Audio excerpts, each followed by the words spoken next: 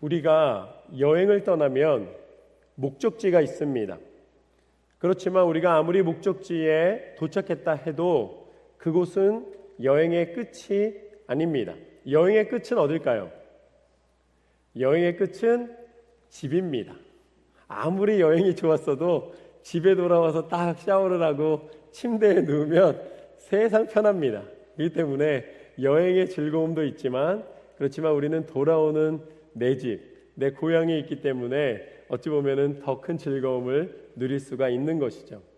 여행이 만약에 집이 없고 고향이 없다면 그 여행은 정처 없는 방황이 되고 맙니다. 그렇기 때문에 우리에게 본향이 있다는 것이 그것이 큰 축복입니다. 우리가 살면서 고향 혹은 본향이라는 것이 있지만 그렇지만 가만히 살펴보면 우리는 존재하지 않는 것에서 어머니 뱃속에서 이제 이 씨앗이 되어서 이 세상에 나오면서 존재하게 되었기 때문에 우리의 근본적인 본향은 사실은 존재하지 않는 것입니다. 그런데 그것을 이해하지 못하기가 힘든 이유는 우리가 세상을 살아가는 육신을 입고 만지고 느껴야지만 그것을 인식할 수 있기 때문입니다. 그래서 때로는 우리의 인생을 여행이라고 표현을 합니다. 이 세상을 살아가는 모든 것이 정처 없는 여행이었다가 다시 죽음은 없어지는 것이 아니라 맨 처음 무존재로 시작했던 내가 다시 돌아간다라고 표현을 합니다. 그래서 제가 어렸을 때 들었던 그 노래 중에 최유준 씨의 그 하숙생에 보면은 인생은 나그네 길 이렇게 하면서 부르는 거 있잖아요. 그러니까 인생은 나그네 길이 맞는 것 같아요. 그 표현이 참 아주 잘 표현한 것 같습니다. 인생은 정처 없는 여행처럼 살아가다가 다시 무언가 어디로 가는데 보이지 않기 때문에 그것을 알 수 없는 것이죠. 그런데 그리스도인들의 축복은 무엇인가? 우리는 보이지 않으시는 하나님, 우리 육신의 눈으로 보지 않으시지만 세상을 창조하신 하나님의 손으로 우리가 존재하게 되었고 결국은 우리가 사라지고 없어지는 것이 아니라 하나님께로 돌아간다는 것을 우리는 알고 있습니다. 그래서 우리의 본향은 하나님이십니다. 조금 더 표현하자면 하나님의 나라라고 부르는 것이죠. 하나님은 이 땅을 만드시고 다스리시는 하나님이십니다. 그래서 하나님께서는 이 땅의 공간 속에 들어오실 수는 있지만 이 공간이 하나님의 존재 공간은 아니십니다. 하나님은 이 모든 만드신 것 겉에 계신 분이시지 하나님은 이 안에 계신 분이 아니십니다. 그런데 그런 하나님이 죄를 짓고 하나님을 인식하지 못하고 하나님 앞에 구원받지 못하는 것에 대하여서 죄로 말미암아 이제 이 땅에서 영원한 하나님의 생명 가운데 거하지 못하는 것을 하나님께서는 우리를 긍휼히 여기시고 영원하신 하나님이 이 땅에 들어와 주셨습니다. 어찌 보면은 오실 수 없는 곳, 하나님 그 무한하신 하나님이 들어오실 수 없는 하나님이 존재한다는 걸 인식하게 하시는 공간이지 하나님이 존재하실 수 없는 그곳에 친히 육신을 입고 오셨습니다. 그래서 여기에 있는 모든 육신을 입은 당신이 만드신 인간들의 죄를 용서해 주시기 위하여서 친히 찾아와 주신 것입니다. 이것이 바로 선교의 본질입니다. 선교는 누구로부터 시작하고 선교는 무엇인가? 라고 묻는다면 그것은 바로 예수님이십니다. 영원한 신이신 하나님이, 전능하신 하나님이 우리와 같은 똑같은 육신의 몸을 입고 이 땅에 와주신 것, 그것을 선교의 본질이라고 할 수 있겠습니다. 그러면서 하나님이 알려주시는 것이죠. 너희가 돌아갈 본향이 있다. 너희가 이 인생의 방황에서 끝나는 것이 아니라 내가 너희를 위하여 예비한 곳이 있다라고 말씀해 주셨기에 우리는 이제 유한한 육신의 생명으로 끝나는 인생이 아니라 다시 본향으로 돌아가는 이 인생이라는 여행을 마치고 다시 돌아갈 수 있는 집이 있는 그런 행복한 존재로 만들어 주셨다는 것이죠. 조금 더 나아가서 하나님께서는 우리 가운데 오시겠다고 약속하신 그 예수 그리스도를 통해서 신실하신 약속을 지켜주셨습니다. 그래서 우리는 예수님을 통해 구원의 복음을 받아들이고 구원의 기대를 할 수 있게 된 것입니다. 그래서 예수님이 이 땅 가운데 오셔서 유대 땅에 오셨지만 예수님께서도 이 선교 여행을 다니셨습니다. 왜냐하면 예수님께서 유대 땅에 오셨으니까 유대 땅에만 거하신 것이 아니라 예수님이 이제 두로라는 지역에 찾아가십니다. 거기는 유대에서 보면 이방 땅이었습니다. 그런데 그 두로 지방에 가서 거기에서 이 수로보니게 여인의 딸이 귀신 들린 것을 아시고 그 여인의 간청을 들으시고 그 딸을 고쳐 주셨습니다. 그래서 예수님도 그 이방 민족에 가셔서 그 어찌 보면은 당신이 이 땅에 오신 것만 선교가 아니라 그 땅에 가셔서 선교를 하시는 모습을 보게 됩니다. 그러니까 이방 민족의 선교를 맨 처음 시작한 사람이 누구냐 그러면 대부분 누구로 알고 있습니까? 사도 바울로 알고 있어요. 그런데 그게 아니라 사도 바울도 예수님이 행하신 그 선교에 동참한 것입니다. 그래서 오늘 말씀의 시작은 이렇습니다. 31절 말씀을 보면 예수께서 다시 두로 지방에서 나와 시돈을 지나고 데가볼리 지방을 통과하여 갈릴리 호수에 이르시매. 예수님께서 이 지도를 보면은 두로로 가십니다. 그런데 그 두로로 가셨다가 이제 다시 갈릴리 지역 이스라엘로 돌아오셔서 이제 그곳에서 거하신 것이 아니라 두로에서 다시 돌아오시는 여정을 더 멀리 도십니다. 그러니까 두로에서 더 북쪽에 있는 해안 도시인 시돈까지 올라가십니다. 그 다음에 시돈에서 지도에 나와 있는 것과 같이 시돈에서 어디로 가시냐면 다시 저 요당 이 동편에 있는 데가볼리라는 지역까지 다 내려가셨다가 그 위에 있는 갈릴리 호숫가로 다시 돌아오십니다.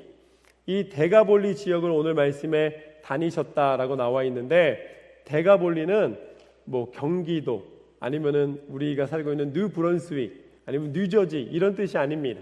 데가볼리는 이 데카가 뭐냐면 10이라는 뜻입니다. 10. 그리고 볼리는 우리나라 말로 번역해서 볼리라고 나와 있는데 이거는 폴리스입니다. 그러니까 10개의 폴리스. 그러니까 이게 폴리스가 경찰을 말하는 폴리스가 아니라 도시를 말하는 폴리스입니다. 그러니까 10개의 도시에 예수님이 가셨다가 다시 갈릴리 지역으로 돌아오셨다라는 것이죠. 그러니까 예수님이 두로에서 시돈으로 더 멀리 가셨다가 더 멀리 밑에까지 도르셔서 다 이렇게 돌아보시고 그곳에서 가시면 뭐 하셨겠습니까? 우리는 보통 새로운 도시를 가면 왜 갑니까? 좋은 경치 보고 맛집 찾아다니잖아요. 근데 예수님은 그 도시를 도시면서 무엇을 하셨냐면 진리를 가르치시고 그곳에 연약한 이들을 치료하시며 말하자면 그것이 복음의 본질입니다. 복음 자체가 그 도시를 몇 개의 도시를 돌았다고는 말씀하지 않으셨지만 그 데가볼리에 있는 지역들을 두루 다니신 후에 다시 갈릴리 호숫가로 오셨다는 것입니다. 이스라엘 땅으로 돌아와서 이제 다시 복음을 증거하기 시작하셨다는 것이죠.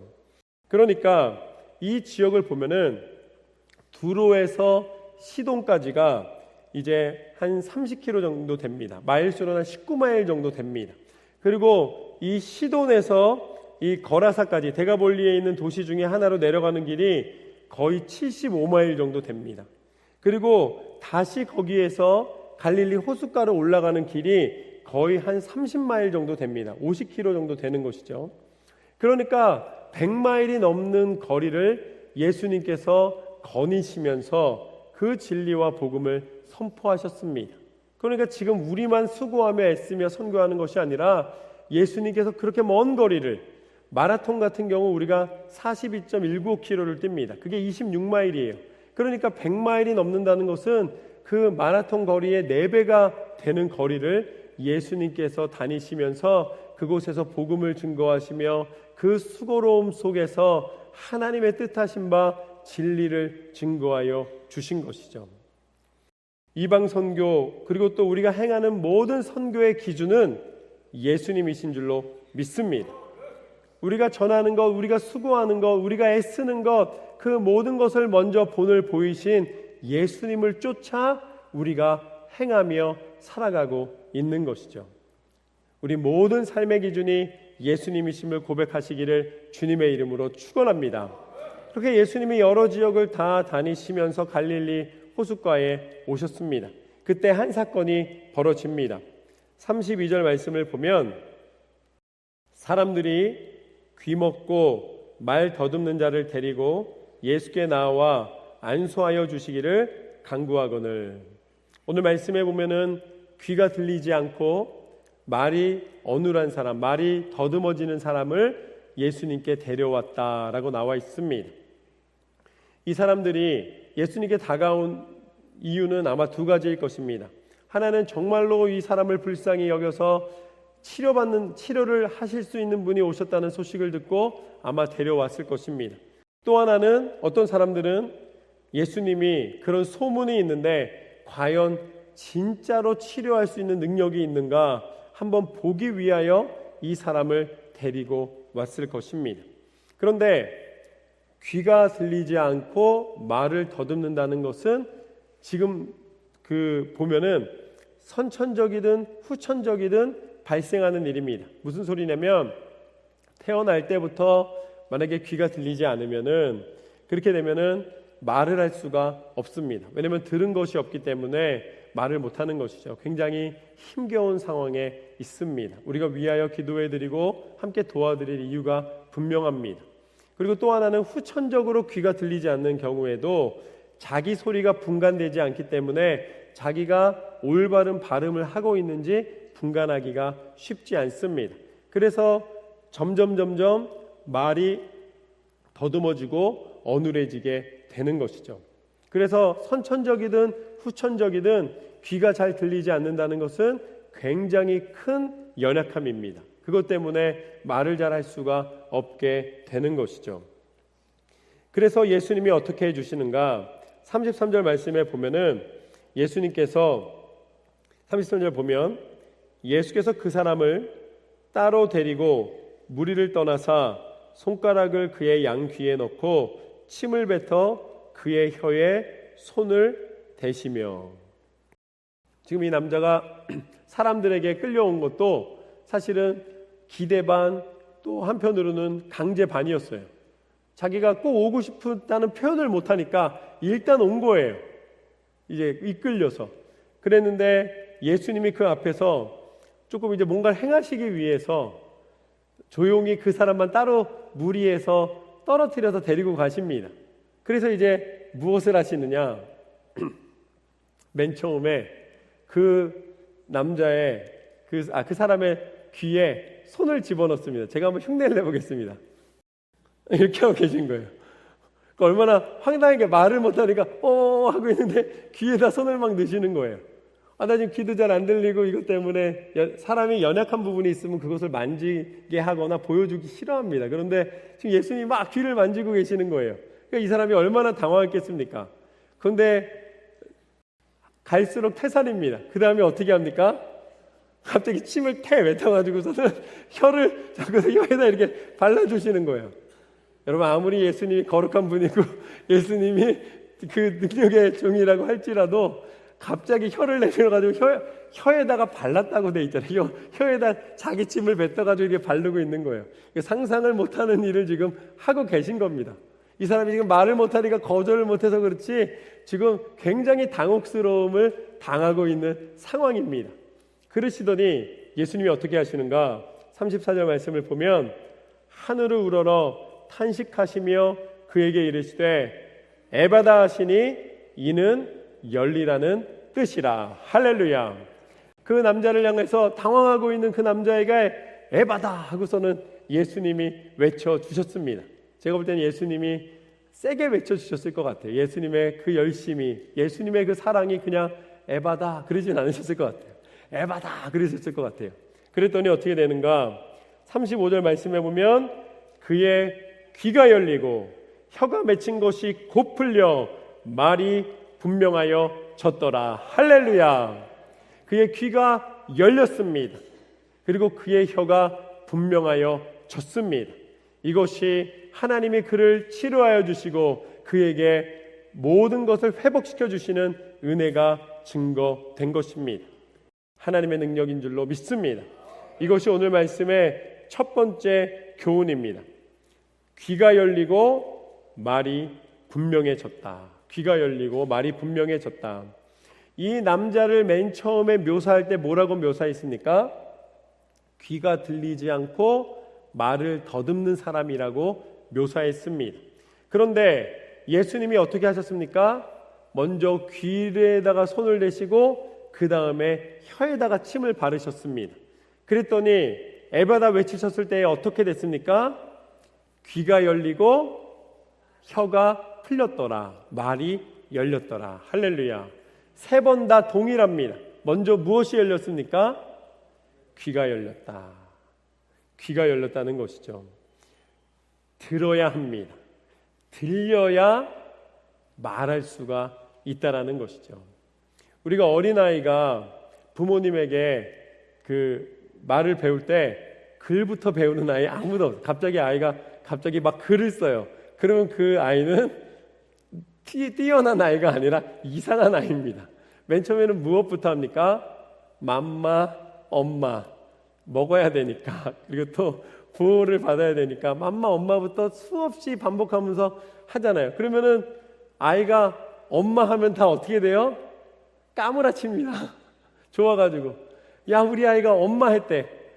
엄마라는 단어 하나에 우리가 얼마나 좋아합니까? 그러니까 계속해서 아이가 그 말을 할 때까지 들려주고 계속 가르쳤을 때에 그 아이가 듣고 그 다음에 말을 할 수 있게 되는 것이죠. 영어를 공부할 때도 맨 처음에 들려야지 말을 할 수 있다라고 이야기를 합니다. 그러니까 분명히 들려야지만 이 입이 트이게 되는 것이죠. 그런데 이것은 오늘 예수님이 베푸신 기적을 통하여서 영적인 원리도 동일하게 나타나는 것을 우리가 알게 됩니다. 영적인 귀가 열려야 그 다음에 영적인 말을 할 수가 있습니다. 무슨 소리인가? 우리가 하나님의 말씀을 들을 수 있어야, 하나님의 말씀을 들어야 우리가 내 안에 그 들려진, 그 우리 가운데 채워진 하나님의 말씀이 우리 입술을 통해 선포될 수가 있다는 것이죠. 듣지 않고서는 말할 수 없다라는 것입니다. 귀가 열리고 혀가 풀렸다는 것입니다. 하나님의 말씀을 들었을 때에 그 말씀의 능력이 우리 입술을 통해 선포되게 됩니다. 그런데 우리가 듣지 못하는 것도 있지만 한편으로는 듣지 않는 것도 있는 거예요.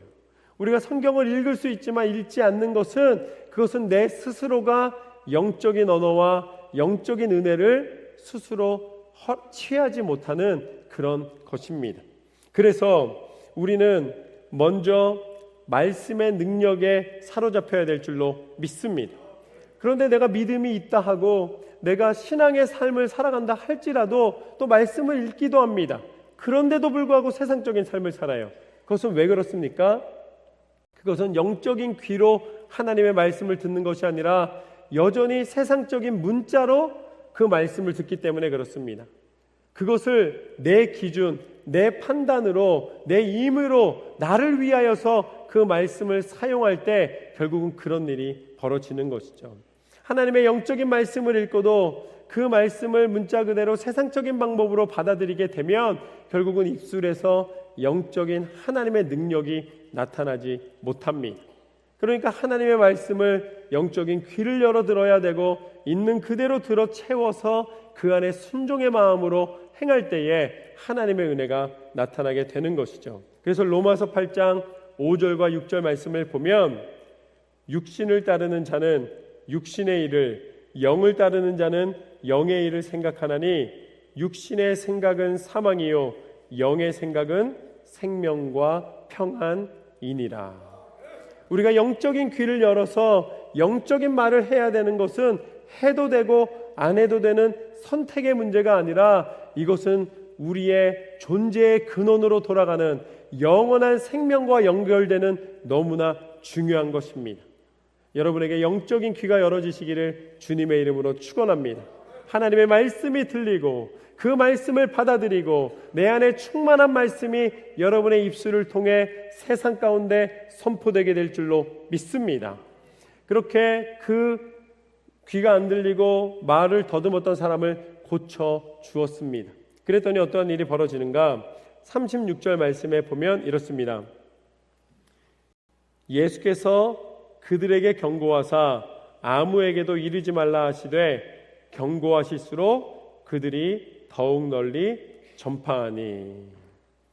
예수님이 경고하셨습니다. 절대 말하면 안 된다. 아마 그 입이 열린 사람에게도 거기 모여있는 사람들에게도 이것을 자랑하거나 아니면 기적에 대한 호기심만으로 채우지 말라라고 이야기했을 것입니다. 그러니까 이것을 단순히 이 대단한 일이 벌어졌다라는, 예수를 만나면 기적을 본다라는 마치 서커스를 보는 것처럼 그런 어떤 이 호기심을 채우기 위한 통로가 아니라 이것은 예수님께서 진정으로 영혼을 구원하시기 위한 사랑이었으며 또한 그 능력을 통하여서 그 영혼이 하나님을 만나게 하는 그런 장면이었습니다. 그렇기 때문에 이것을 함부로 말하지 말라는 것입니다. 그런데 사람들은 이걸 견딜 수가 없는 거예요. 이것을 전하지 않고는 버틸 수가 없는 것이죠. 그러니까 오늘 경고하셨음에도 불구하고 사람들이 나아가서 예수님을 믿고 예수님의 능력으로 나음을 입었다는 것을 많은 사람들에게 선포하게 됩니다. 이것이 오늘 말씀의 두 번째 교훈입니다. 입이 열리면 막지 못한다. 할렐루야. 입이 열리면 막을 수가 없어요. 제가 보니까 입이 열리는 게 두 가지가 있는데, 하나는 한번 맛있는 거 먹기 시작하면 절제하기가 참 어렵습니다. 계속 먹어요. 이거 먹으면 안 된다고 해도 계속 먹게 되는 경우가 있죠. 그런데 입이 열리면 어떻게 되냐면, 제가 이 예수님 믿고 대화하면서 10분 대화하기로 약속했는데 1시간 이상 대화하시는 분들 계십니다. 그럼 나중에 다 뭐라 그러는지 아세요? 제가 어렸을 땐 다 내성적이셨대요. 내가 원래 말이 없었던 사람이라는 거예요. 내가 원래 말을 잘 못한다는 거예요. 근데 얼마나 말을 잘하시는지 모릅니다. 여러분, 복음은 수다쟁이를 만듭니다. 복음으로 수다쟁이가 되시기를 주님의 이름으로 축원합니다. 영적인 체험을 하고 예수 그리스도의 복음의 능력 안에 그 응답하심을 경험하게 되면 어떠한 일이 벌어지는가? 내 입술 가운데 복음의 소식이 퍼지기 시작합니다. 예수 그리스도를 통해 나음을 입고 예수 그리스도의 능력을 통해 우리가 새 생명 가운데 거하게 되었노라. 그 선포를 경고해도 선포를 멈추지 못하게 된다는 것이죠. 이것은 이 사람이 보통 보면은 점점 우리는 말을 잘하게 되는 경우가 있는데, 오늘 이 입을 더듬었던 이 사람은, 귀가 들리지 않아서 입을 더듬었던 이 사람은 낳는 즉시로 그의 입이 말을 할 수 있게 되었습니다. 이것은 무엇과 비유할 수 있냐면, 성령 충만함이 임하였을 때에, 성령의 역사가 임하였을 때에 그 사람이 완전히 순간적으로 즉시로 변화되는 역사가 나타나는 것을 말씀해 주시는 것입니다. 저는 예수님을 만나는 역사가 나타나시길 주님의 이름으로 축원합니다. 사도 바울이 그리스도인들을 핍박하기 위하여서 이제 더 많은 사람을 핍박할 수 있는 이 공증을 받기 위하여 다메섹으로 가던 와중에 예수님을 빛 가운데 만났습니다. 그 가운데 예수님의 음성을 들었습니다. 그 가운데 즉시로 그가 변화되었습니다. 그리고 준비하는 기간이 있었습니다. 그리고 사도 바울은 결국은 이방인을 위한 그의 지식과 그의 경험과 그의 이 지혜가 예수 그리스도의 복음의 능력을 핍박하던 자에서 이제는 선포하는 사람으로 변화되는 것을 보게 됩니다. 여러분의 인생 가운데 예수님을 만나야 됩니다. 예수님을 만나게 되면 예수 그리스도를 통하여 허락된 성령의 임재하심을 경험하게 됩니다. 그러면 그 즉시로 내 인생 전체에 세상에 바꿀 수 없었던, 누구도 바꿀 수 없었던 내가 변하는 기적이 나타나게 되는 줄로 믿습니다. 이미 그 기적을 맛보신 분이 계시다면 그 기적을 잃지 마시고, 그 은사를 잃지 마시고 끝까지 하나님 앞에 다시 잠재워진 것에서 깨워 그 역사를 나타내시길 주님의 이름으로 축원합니다. 그 역사를 사모하는 영혼에게 하나님은 이 시간 허락하여 주실 줄로 믿습니다. 그 모든 것이 예수 그리스도 안에서 변화되었을 때에 그 선포되는 것이 힘이 있어 결국은 예수님의 소식이 온 땅 가운데 전파되는 것을 보게 됩니다. 그랬더니 37절 말씀에 이렇게 나와 있습니다. 사람들이 심히 놀라 이르되 그가 모든 것을 잘하였도다. 못 듣는 사람도 듣게 하고 말 못하는 사람도 말하게 한다 하니라. 할렐루야. 이것이 오늘 말씀의 세 번째 교훈입니다. 복음을 위하여 입을 열라. 복음을 위하여 입을 열라. 말은 능력이 있습니다. 왜 말이 능력이 있냐면 하나님이 말씀으로 온 땅을 지으셨기 때문입니다. 하나님이 빛이 있으라 하심에 빛이 있었습니다. 그리고 하나님께서 모든 새와 모든 동물과 모든 자연을 선포하셨을 때에 그 모든 것이 이 땅에 나타났습니다. 말씀의 능력입니다. 그런데 사람은 어떻게 지어졌는가? 사람은 특별하게 지어졌습니다. 사람은 하나님의 형상대로 지음을 받았습니다. 그렇다면 우리가 하나님의 형상대로 지음받은 것 중에 제일 중요한 것은 사실은 흙으로 지어진 육신의 모습이 아니라 눈에 보이지 않지만 하나님께서 말로 선포하셔서 세상을 만드신 것처럼 눈에 보이지 않지만 우리가 선포하는 말에는 운동력이 있고 마치 진짜 살아있는 것처럼 이 나타나는 능력이 있습니다. 그래서 우리가 선포한 말은 반드시 이루어지는 힘이 있는 것이죠. 저는 여러분의 입술을 통해 하나님의 축복이 선포되시기를 주님의 이름으로 축원합니다. 여러분 입술로 안 된다고 만약에 선포하잖아요. 이거는 잘 안 되는 것 같아. 이거는 되지 않아. 그러면은 그 말이 선포되는 순간부터 그 일이 안 될 때까지 여러분을 쫓아다닙니다. 그래서 결국은 안 되게 되는 거예요. 내가 이야기한 대로. 그런데 여러분의 입술을 통해서 이것은 반드시 될 것이고 이것은 반드시 이루어질 것이고 이것은 하나님의 은혜 가운데 있을 것이고 여러분의 기도와 간구로 하나님 앞에 선포된 말은 어떻게 됩니까? 그 말은 하나님께서 그 말의 권세를 통하여 이루어질 때까지 역사하여 주시는 줄로 믿습니다. 그리고 갈보리 교회 사랑하는 성도 여러분, 여러분은 축복받은 성도님들이십니다. 여러분이 기도하는 제목마다 다 응답됩니다. 여러분이 기대하고 소망하는 것이 하나님이 하늘문을 여시고 하나님이 모두 이루어 주십니다. 할렐루야. 아멘 하신 분들에게 축복과 은혜가 임하실 줄로 믿습니다. 할렐루야. 여러분 선포된 말은 반드시 이루어지는 능력이 된다는 사실을 기억하십시오. 여러분의 입술에 부정적인 것을 담지 마십시오. 세상과 구별된 것을 선포하시길 주님의 이름으로 축원합니다. 자녀가 축복받길 원하십니까? 자녀를 위하여 하나님 앞에 축복을 선포하십시오. 여러분의 사업터가, 여러분의 인생이, 여러분의 삶의 모습이 축복받길 원하신다면 여러분에게 허락하여 주신 눈에 보이지 않지만 반드시 이루어 주시는 하나님의 형상대로 우리 가운데 허락하여 주신 말의 권세가 나타나시기를 주님의 이름으로 축원합니다. 요한복음 8장 말씀을 보면은 사람들이 예수님을 시기하였습니다. 특별히 제사장 그룹과 또 종교 지도자들이 예수님을 어떻게 해서든지 넘어뜨리길 원했습니다. 그래서 한 가늠한 여인을 예수님 앞에 데려다 놓았습니다. 그리고 물어봅니다.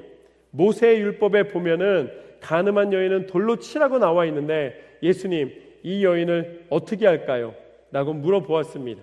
그때 예수님이 그들을 향하여서 대답해 주신 말씀이 있습니다. 그것은 무엇이었냐면 죄 없는 사람이 먼저 돌로 치라 라고 말씀하셨습니다. 그때 사람들은 돌을 들어서 그 여인을 치지 못했습니다. 왜냐하면 그들은 자신들의 죄를 알았기 때문입니다. 그래서 노인으로부터 시작해서 젊은이에 이르기까지 한 사람씩 그 자리를 피했다고 성경에서는 묘사하고 있습니다. 그래도 양심이 있는 사람이에요.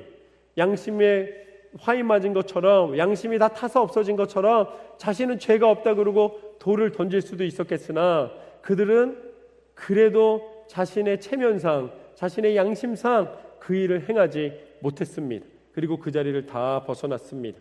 그때 예수님이 여인에게 다가가셨습니다. 그러면서 여인에게 죄가 없다라고 얘기하지 않으셨어요. 예수님이 여인에게 뭐라고 물어보시는가? 너를 정죄한 자가 어디 있느냐? 그때 여인이 대답합니다. 나를 정죄했던 사람들이 하나도 없나이다. 아무도 없나이다. 이렇게 대답을 합니다. 그랬더니 예수님 뭐라고 말씀하시는가? 이르시되 나도 너를 정죄하지 아니하니 가서 더 이상 죄를 짓지 말라. 여러분, 우리는 예수님을 닮은 모습으로 살아갑니다. 우리는 하나님의 그 본질을 향하여 달려가는 것입니다. 그렇다면 예수님 닮은 모습으로 살아간다는 것은 무엇인가? 오늘 예수님 말씀하신 것처럼 나도 정죄하지 않으니 너도 나아가서 더 이상 죄를 짓지 말라. 이것이 우리가 하는 모든 말의 해답입니다. 우리는 누군가를 비판하고 누군가를 판단하고 누군가를 비난하는 것을 너무나 익숙해져 있습니다. 그렇지만 예수님이 우리에게 원하시는 것은 무엇인가? 우리의 입술을 통해서 선포되기를 원하시는 것은 무엇인가? 정죄함과 판단함이 아니라는 것입니다. 예수님은 무엇을 말씀하시는가? 용서와 화해와 사랑과 용납과 배려함과 사랑함을 표현하기를 원하신다는 것입니다. 저는 여러분의 입술이 예수 그리스도를 닮은 모습으로 쓰임받게 되시기를 주님의 이름으로 축원합니다. 우리의 입술에 권세가 있습니다. 그것은 세상과 똑같은 방법이 아닙니다.